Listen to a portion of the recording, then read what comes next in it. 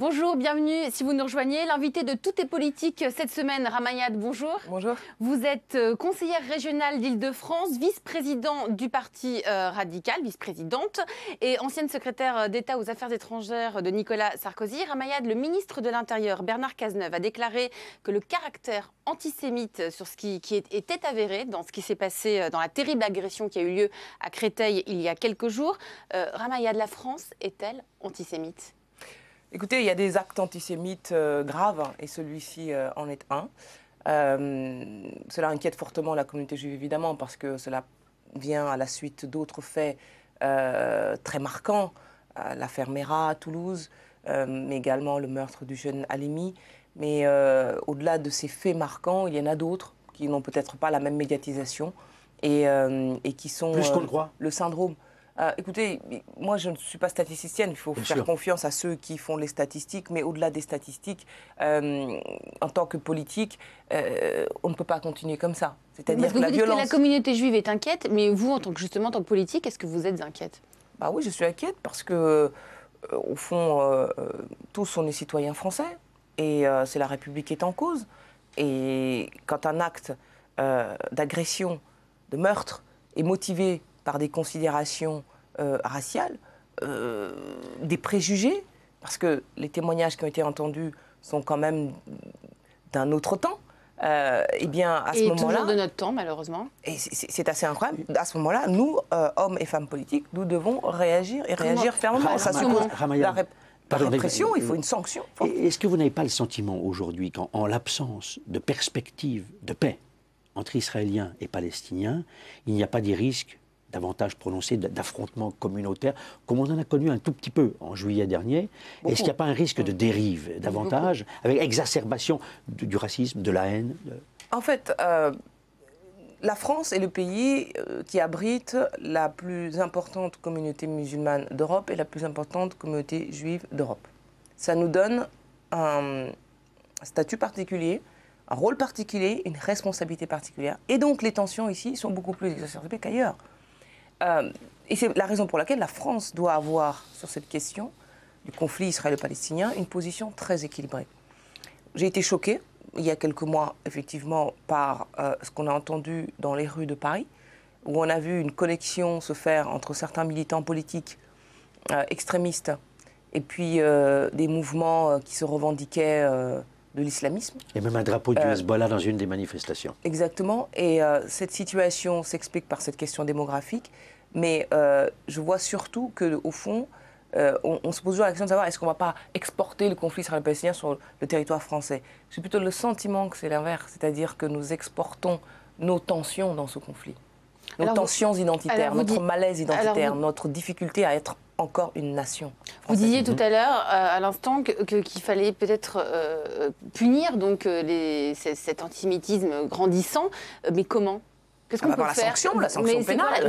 Oui, mais les policiers font bien leur travail, les juges font leur travail, donc est-ce que ça ne se joue pas à un autre niveau que la sanction ? Oui, mais la sanction est indispensable, vous ne pouvez pas, bien sûr, sanctionner. Évidemment, donc on il est faut sanctionner. Mais comment éviter pour en arriver là, justement ? Alors, il y a des considérations à la fois internes liées à l'absence de perspective de certaines jeunesses, au problème d'emploi classique, d'insécurité dans certains endroits de France. Mais les préjugés antisémites, c'est pas lié forcément à la misère sociale. Ça peut être lié à des raisons, à plein de choses. Mais il y a aussi le conflit israélo-palestinien qui, effectivement, cristallise certaines tensions et fait l'objet d'exploitation. Et puis, vous avez des préjugés, comme vous en avez toujours eu, à l'égard de toute communauté. Et la communauté juive n'y échappe pas. Et est-ce qu'aujourd'hui, par exemple, Mme Valou Belkacem, ne devrait pas peut-être, dans le domaine de l'éducation, prôner dans les écoles l'enseignement de la tolérance mutuelle entre les musulmans, les juifs? Est-ce que ça se fait vraiment sur le terrain, dans les banlieues difficiles aussi? Je suis membre du conseil d'administration du projet Aladdin, qui essaie justement de rapprocher ces deux cultures pour voir ce qu'il y a de commun, parce qu'il y a des choses en commun, et permettre un vivre ensemble meilleur. Donc ce travail de pédagogie est fait, et pas toujours dans des conditions simples, parce que vous savez très bien que des enseignants en France témoignent de la difficulté... Ils ne peuvent plus enseigner la Shoah dans certaines Exactement, classes. Donc ce qui montre bien qu'il faut remettre toujours l'ouvrage sur le métier. Corbeil est difficile, Corbeil par exemple. par exemple, il faut donc remettre toujours l'ouvrage sur le métier, continuer ce travail de pédagogie, de connaissance mutuelle, d'appliquer la sanction. Et donc c'est le deuxième volet. Et puis le troisième volet, c'est évidemment le conflit sur les Palestiniens qu'on ne doit pas instrumentaliser sur le territoire français via des groupuscules, voire même via des partis politiques français. À quel parti vous pensez? C'est un parti d'extrême gauche qui se retrouve dans des manifestations dans lesquelles on retrouve ces mouvements-là. Est-ce que vous ne pensez pas que le Parti socialiste a commis une erreur en voulant procéder à ce vote pour une reconnaissance unilatérale de la Palestine? Est-ce que ce n'est pas quelque part une façon de s'ingérer dans les affaires israéliennes, sachant pertinemment qu'Israël n'a jamais cédé aux pressions? D'abord, ce n'est pas le rôle du Parlement de s'immiscer dans le domaine réservé de la politique étrangère française. Ensuite, cette résolution, du coup, n'a absolument aucune valeur contraignante. Vous auriez voté quoi? Moi, je pense que je me serais abstenue. Parce que la situation démographique dont je faisais mention tout à l'heure oblige la France à avoir une position d'équilibre. Et cette position d'équilibre suppose de ne pas donner le sentiment... Démographique, la population juive, c'est 1% de la population française, c'est pas non plus... Oh, mais en Europe, c'est la population la plus importante. La communauté musulmane est aussi la plus importante. 600 000. Donc, voilà, à partir de là... 600 000 juifs et 6 millions de musulmans. On a un rôle particulier, on ne peut pas faire n'importe comment les choses. Et on doit pouvoir préserver une position équilibrée. Israël a droit à sa sécurité, et j'allais dire, un truc de base, à sa légitimité d'existence, ce qui n'est pas évident pour tout le monde. Bon. Donc il faut le rappeler. Et il est évident que le Hamas cache des armes au milieu des civils et que... et ce n'est pas le bon interlocuteur pour négocier la paix avec Israël. Écoutez, concernant Gaza, il y a une élection, la démocratie a parlé. C'est plus M. Abbas l'interlocuteur. Et vous avez vu ce qui s'est passé. Bon, et puis en même temps, la Palestine... les États palestiniens, les territoires palestiniens, on ne peut pas ne pas être insensible au sort des civils qui meurent lorsque la tension militaire atteint son comble. Et donc, de ce fait, la France a l'obligation d'avoir une position équilibrée. Et on ne peut pas comme ça... Et là, ce n'est pas le cas pour vous aujourd'hui. Ce n'a pas été le cas avec le vote de cette résolution. Ce n'était pas le rôle du Parlement. Mais la position n'est pas équilibrée. Non, parce que ce n'est pas le rôle du Parlement. C'est une manière. On a le sentiment que c'est une manière de faire pression sur les. C'est la majorité socialiste. En plus, c'est ça. C'est une manière de faire pression sur leur propre gouvernement, qui est aussi le nôtre, quoi qu'on en pense. Et ce n'est pas comme ça que doit fonctionner la politique étrangère de la France. Parce que de l'extérieur, que doivent dire les étrangers qui nous regardent? Mais quelle est la position de la France? Et vous pensez que François Hollande aurait dû clarifier tout ça, prendre le dessus sur le... Mais c'est lui en plus qui a le point final. C'est pas le Parlement. C'est sa chasse gardée, la politique étrangère. Exactement, c'est un domaine réservé. Donc, cela nuit profondément à son autorité. Cela prouve qu'il n'en a plus vraiment d'autorité et de crédit auprès de ses propres parlementaires, parce qu'autrement, ceux-ci auraient respecté les institutions de la Ve République qui veulent que dans la politique étrangère, c'est le président de la République qui a la main. Vous êtes en train de nous dire que c'est la chienlit? Je suis en train de dire que la ligne politique du gouvernement français est tout sauf claire depuis le vote de cette résolution. Mais ils ont peut-être aussi suivi d'autres pays européens qui, eux aussi, ont voté la résolution la Suède, l'Espagne, l'Angleterre. On n'a pas vocation à être suivistes, et puis ils n'ont pas les mêmes types d'institutions que nous. Moi, je ne dis pas que ce n'est pas bien d'avoir un État palestinien. C'est l'horizon auquel tout le monde aspire, dans des conditions de négociation. Voilà, dans des conditions de négociation claires, avec une sécurité pour Israël. Donc on n'est pas... Enfin, moi, au contraire. Mais simplement... Cette résolution n'a aucune valeur contraignante. Elle s'est faite contre le gouvernement, dans la même majorité, et cela affaiblit l'autorité de la parole de la France, la voix de la France dans ce conflit. On en a parlé dans la première partie de notre émission, mais il y a quand même une question. Est-ce que vous n'avez pas le sentiment que le gouvernement aujourd'hui essaye de faire de la récupération au niveau de la politique étrangère? Alors, il y a un clientélisme peut-être vis-à-vis de la population musulmane de France et par rapport aux Palestiniens. Et puis quand on entend François Hollande ou M. Fabius qui sont en train de dire il faut que ça soit réglé dans 2 ans, il faut qu'on fasse une conférence internationale de paix sur le Moyen-Orient, on a l'impression qu'on est en train de se réfugier en politique étrangère où là le bilan n'est pas trop mauvais alors que tout va mal à l'intérieur. Écoutez, la politique étrangère a toujours été un domaine dans lequel l'exécutif peut puiser des motifs pour créer une unité nationale autour de son action. Parce que les institutions offrent cette possibilité-là. Néanmoins, il faut se garder de toute instrumentalisation. On n'instrumentalise pas la politique étrangère qui est une chose grave, importante, lourde, surtout dans ce monde très instable et très insécurisé, pour des raisons de popularité interne. Ce serait une grave erreur.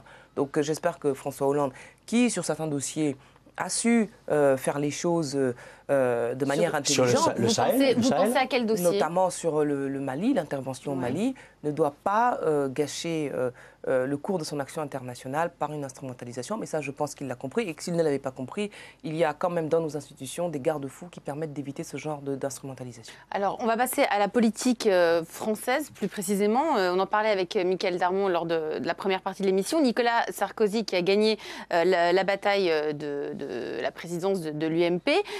Vous, qui le connaissez bien, vous avez été une de ses ministres. Est-ce que vous pensez déjà qu'il a changé, Nicolas Sarkozy? Non, absolument pas. Il est exactement le même.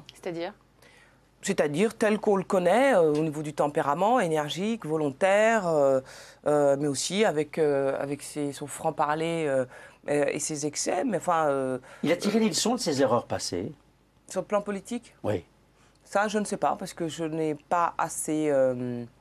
Est-ce qu'il a fait une bonne campagne, là? Vous, selon vous, est-ce qu'il a fait une bonne campagne? Non, je trouvais que c'est pour ça que je n'étais pas du tout d'accord avec les commentaires qui avaient été faits au soir de son élection. Les chaînes d'information nous expliquant que tout ça est une défaite pour lui. Non, c'est un bon score, c'est un très bon score. Il a gagné, il a gagné. Il a 64,5. C'est pas triomphal. Non, c'est pas triomphal, ça c'est sûr. Heureusement, parce que d'abord, j'ose espérer que l'UMP n'est pas le Front National où on gagne à 100% parce qu'il n'y a qu'un seul candidat. D'ailleurs, lui-même l'a dit. Parce que le papa a donné le parti à la fille avant que ça passe à la nièce. À la petite fille, à la nièce. Donc ça ne marche pas comme ça. Et heureusement, ensuite, sa campagne n'était pas très bonne et qu'au fond, faire 64-65%, c'est même miraculeux dans ces conditions. La campagne n'était pas bonne parce qu'on ne voyait pas trop la ligne, ça tâtonnait, on changeait de ligne tous les jours, il n'y avait pas de proposition percutante, on n'a pas eu le sentiment qu'il était vraiment parti. Il est revenu dans l'arène directement, sans cette hauteur qu'a un ancien président de la République. Et donc 65%, c'est plutôt... un très bon score, et d'autant plus, pas si mauvais vu les circonstances. Et en plus, Bruno Le Maire a bénéficié d'une couverture médiatique très très positive, quand même, portée par les médias.